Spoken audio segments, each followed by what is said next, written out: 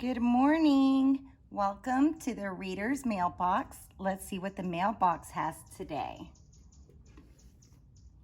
Blood Diaries, Tales of a Sixth Grade Vampire. Free lunch.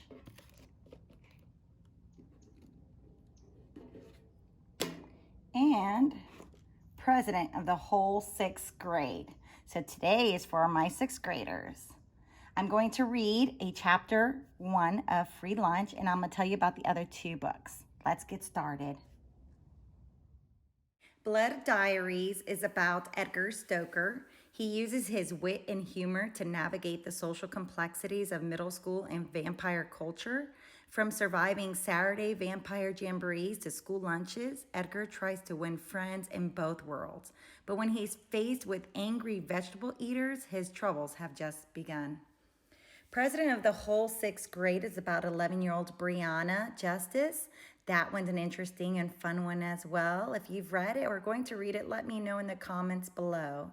And now I'm going to read to you chapter 1 of Free Lunch. Let's continue.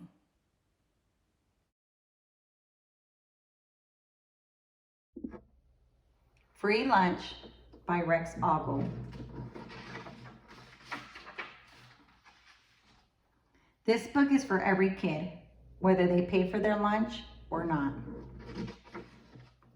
Chapter 1, Coupons. My stomach growls. This morning I skipped breakfast, though not because I want to.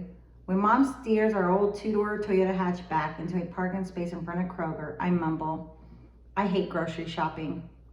Well, how else are we going to eat, Mom says. Eat what? You never get anything I like. When you get a job and start paying for the groceries yourself, you can buy whatever you want. I can't get a job, I'm a kid. Sounds like your problem, not mine.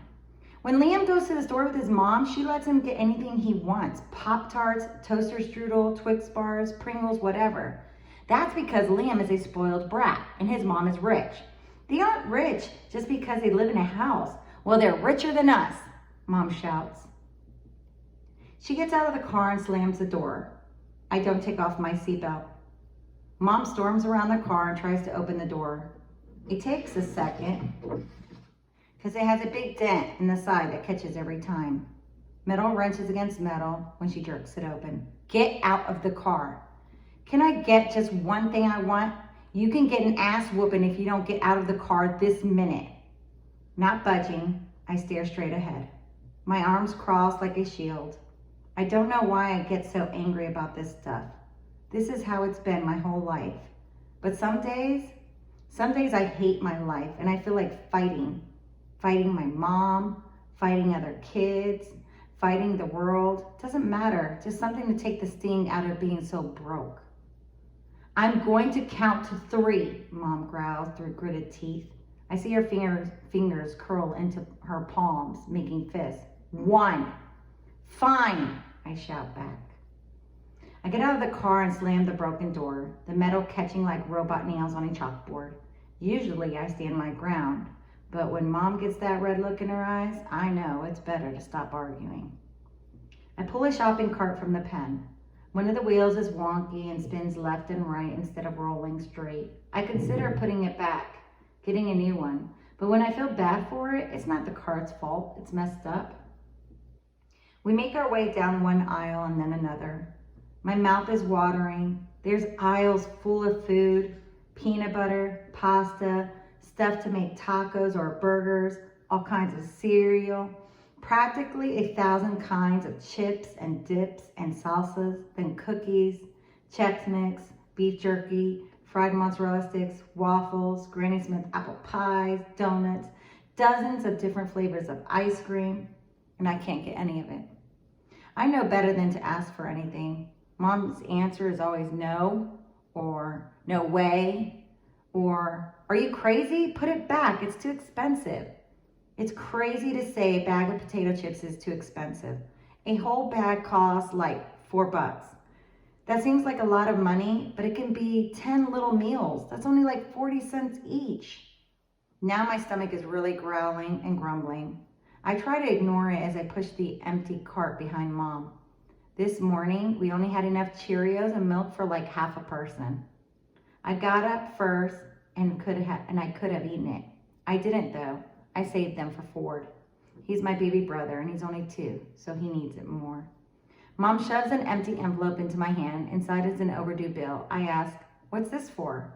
"On the back, stupid," she says. On the back is a grocery list. Mom's tall, loopy, cursive handwriting is hard to read, but it says all the stuff we need. Milk, cereal, bread, that kind of junk. My mom usually sticks to the list, but some days she changes her mind based on the yellow signs for today's specials or clearance items. "Look, this ground beef is on sale for $1, she says. The meat is all weird brown though. I scrunch my face. Raw beef's supposed to be pink. Mom rolls her eyes, throwing it in the cart. "It's still good. Just cook it well done." Turning from one aisle to the next, I see the lady with free samples. I leave the cart behind to run over. With a smile, she asks, "Would you like to try a Maplewood sausage?" I grab a toothpick-stabbed mini bite, dip it in the mustard, and shove the whole thing in my mouth. I savor the juicy explosion of flavor, but it's gone too soon. Before the lady can object, I take 2 more. I make sure to smile and say, "Thank you." "Mom, free samples," I point. "It's so good. Can we buy some?" Mom ignores me, too busy digging through her folder of coupons. She spends all day Sunday, every Sunday, cutting coupons out of the newspaper. Then she makes sure we only go grocery shopping on Tuesdays. Tuesdays are double coupon day. "Yes," Mom says in victory. "This coupon is for $2 off, double. That means $4 in savings. Since we're saving $4, can we get a box of mac and cheese?" "No, but it's Ford's favorite. He's a toddler. He doesn't have a favorite anything." When we round the next corner, there's another samples person. This guy has cheese and crackers, but there's no sign that says free. Trying to be polite, I ask, "Are these free?" He gives me a dirty look. "If you're going to buy some." "Hey," my mom shouts, "I don't see a sign saying anything about buying nothing. Rex, go ahead, have as many as you want." I feel my face redden. I'm hungry, but I don't want to be rude. I take the smallest cracker with a little square of cheese on it. I whisper, "Thank you." "Don't thank him," Mom snaps at me, glaring at him. "He thinks he's so much better than us, but he's the one selling cheese." The cheese man mutters under his breath, "Trailer trash." "We don't live in a trailer anymore," Mom shouts at him, "so there." She takes control of the car and pushes us away. I'm relieved. For a second, I thought she was going to pick a fight. It wouldn't be the first time. My mom doesn't shy away from much, especially confrontation. As we move toward the checkout a few minutes later, Mom is still agitated, talking to herself like a crazy person, looking down on us. "He doesn't even know me. He doesn't know my situation. Thinks he's so much better than us. Screw him." At the register, I transfer the items from the cart onto the conveyor belt. The cashier watches me as I look at the candy racks. Cashiers always look at me like they're watching to see if I'll steal something, like I'm guilty because my clothes are from a secondhand store. While the cashier rings up stuff, Mom pulls out her wallet. She's counting money, except the money looks different from usual. I've never seen it before. It looks like toy money, like from that game Monopoly. It's all bright colored and says food coupon. "What is that?" I ask. "Don't worry about it," Mom snaps. She pushes me toward the end of the counter. "Don't just stand there being lazy. Bag the groceries."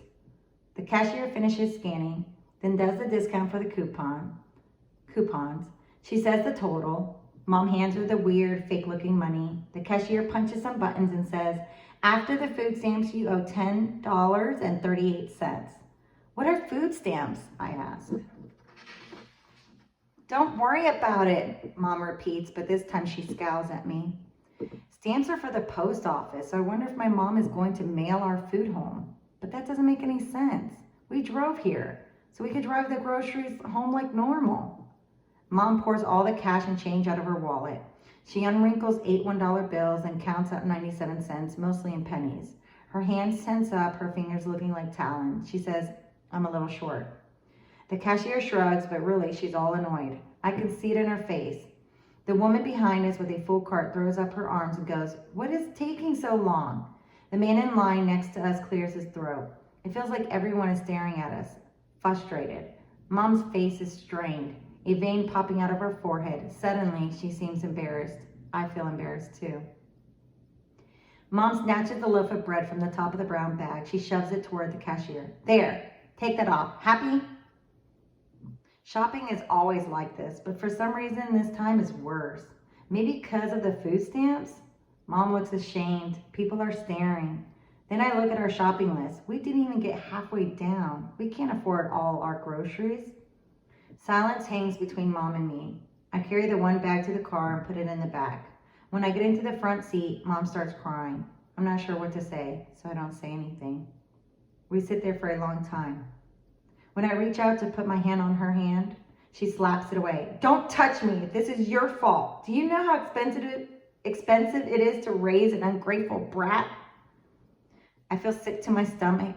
I don't know if it's because I'm angry or sad or just hungry. Probably it's all three. Ministers and priests and Buddhist monks and talk show hosts, all those people who are supposed to be real smart and wise and stuff, always say dumb things like money isn't everything or the best things in life are free. But they're wrong. Money is everything. The best things in life aren't free. Don't say something stupid like love is free, because it's not. It costs money to take care of the people you love. When Mom isn't working, she's always upset and sad, and she can't love me like a normal mom. She gets mad at every little thing. No job means no money, which means no groceries or electricity. That makes all the love go out of my mom, like air out of a balloon. And who wants an empty balloon? When Mom's working, she's nicer. She definitely loves me more when she has money, because she can afford groceries and pay rent on time, bills too, all that junk. She can think straight. She remembers she cares about me. So don't tell me love is free, because I know nothing in this world is free. Every little thing costs something. But for some reason, things cost a whole lot more when you're poor. That's chapter 1 of Free Lunch. Let me know what you guys think in the comment below. Have a great day.